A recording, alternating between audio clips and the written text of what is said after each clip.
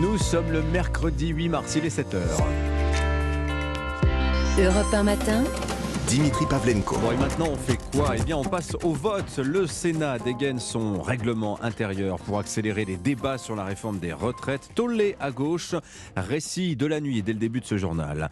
Il voulait mettre la France à l'arrêt, elle a seulement tourné au ralenti. Les syndicats demandent maintenant à être reçus en urgence par Emmanuel Macron. Peine perdue, l'exécutif fait la sourde oreille. Dans ce journal également, la journée internationale des droits des femmes. La maternité les pénalise au moment de partir à la retraite, on verra ça. Et puis le football, 8e de finale retour de Ligue des Champions, Bayern, PSG et un homme qui effraie toute l'Allemagne, Kylian Mbappé. Europe 1. Le journal de 7h sur Europe 1, Christophe Lamar. Bonjour Christophe. Bonjour Dimitri, bonjour à tous. Pied au plancher, le Sénat a brutalement accéléré les débats cette nuit sur la réforme des retraites. Poussé par la droite, le président Gérard Larcher a usé de toutes les ficelles du règlement intérieur avec une idée fixe: aller le plus vite possible au terme de l'article 7, celui sur le report de l'âge légal à 64 ans, manœuvre permise par la loi mais qui a provoqué la colère de la gauche. Récit d'une nuit agitée, Alexandre Chauveau.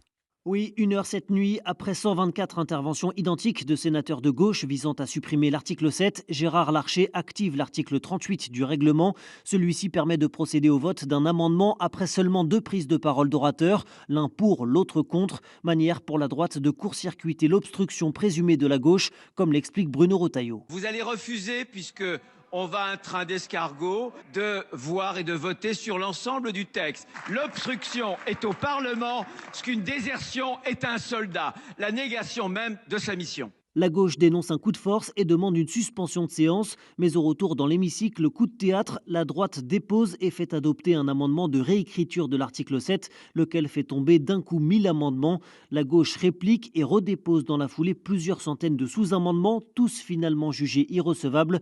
De quoi faire bondir ces sénateurs qui quittent l'hémicycle en guise de contestation.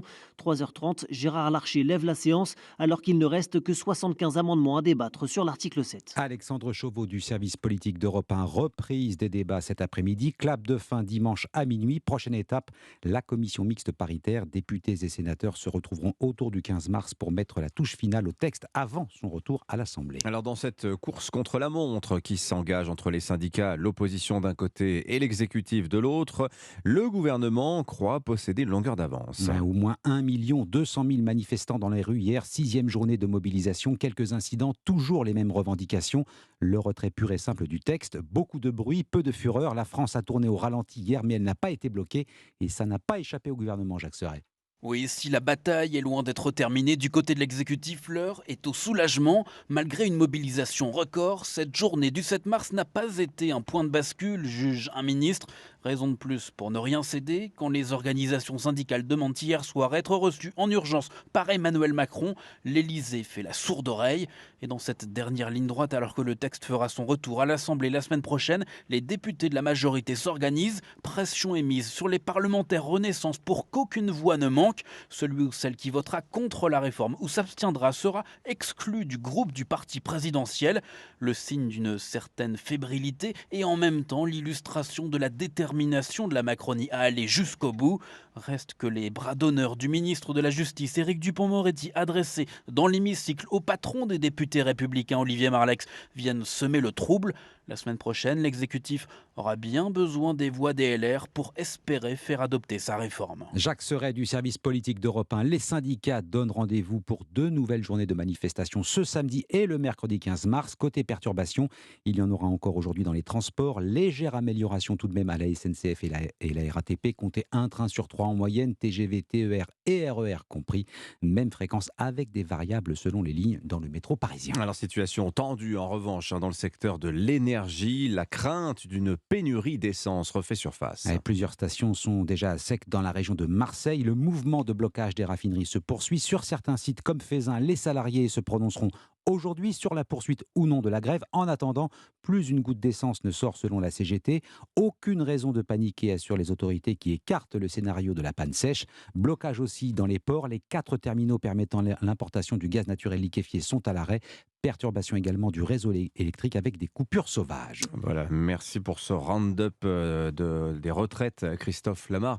Je précise que cette affaire du double bras d'honneur adressé par Éric Dupond-Moretti à l'Assemblée nationale, on y reviendra en détail tout à l'heure dans le journal de 7h30. Pour l'heure 7h05, la réforme des retraites, il en sera encore question dans de nombreux défilés. Aujourd'hui, à l'occasion de la Journée internationale des droits des femmes, la maternité, en l'occurrence, s'avère très pénalisante, notamment en fin de carrière. Et un constat, au moment de prendre sa retraite, une femme perçoit une pension inférieure de 40% à celle d'un homme. La raison, les carrières hachées liées à la maternité. Reportage Chloé Lagadou.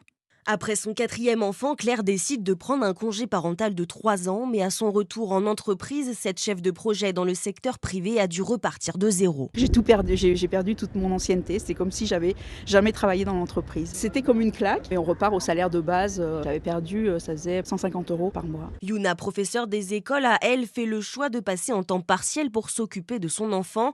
Résultat, moins d'argent et surtout moins de trimestres pour la retraite. Notre enfant devait être gardé, les gardes étant très chères. Moi, comme de nombreuses femmes, ai dû me mettre à temps partiel. Donc pendant 2 ans, j'étais à temps partiel à 75%.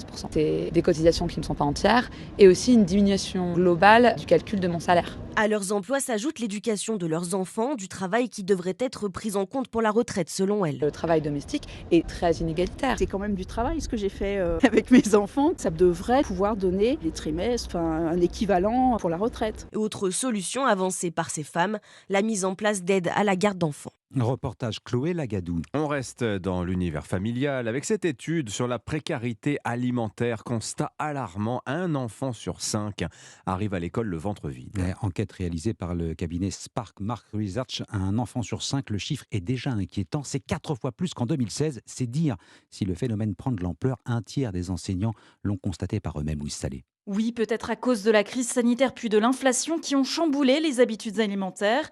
Chloé est professeure en école maternelle à Paris, remplaçante dans des établissements d'éducation prioritaire. Ça arrive que certains disent j'ai mangé un biberon de lait, des bonbons ou des gâteaux sucrés, etc. Et puis parfois certains ne répondent rien. L'impact est direct sur les progrès scolaires. 8 enseignants sur 10 notent dans cette étude que les enfants qui arrivent en classe en ayant faim sont fatigués. La chose la plus flagrante qu'on peut voir, c'est des difficultés de concentration et ils ont du mal à réaliser le travail proposé puisque ils n'ont rien dans le ventre. Ça m'est arrivé plusieurs fois d'avoir des enfants qui se plaignent d'avoir faim. Dès 9h30, ils se tiennent le ventre et ils me disent maîtresse, j'ai faim. Quand on n'a pas pris de petit déjeuner avant 8h20, ça fait long à attendre. Des petits déjeuners gratuits ont pourtant été mis en place en 2019 dans des écoles d'éducation prioritaire lorsque Jean-Michel Blanquer était ministre, avec des aides versées aux collectivités. Explication Louise Salé. Et vous reconnaissez l'hymne de la compétition reine du football, la Ligue des Champions. C'est ce soir ou jamais pour le PSG, 8e de finale, retour face au Bayern Munich. Et les Parisiens vont se reposer tout entier sur un seul homme, Kylian Mbappé. Et l'attaquant français star parmi les stars, même les Allemands qui jouent pourtant chez eux avec l'avantage de l'avoir emporté 1-0 à l'aller, en ont peur, Cédric Chasseur. La faute à un homme, Kylian Mbappé, dont l'entrée au match aller a beaucoup marqué les Bavarois, comme Thomas Müller, l'attaquant du Bayern. Pour moi, c'est le plus spectaculaire. Le monde entier aime le regarder jouer au football. Mais on ne voudra pas le regarder. Si notre plan est efficace, il ne s'amusera pas.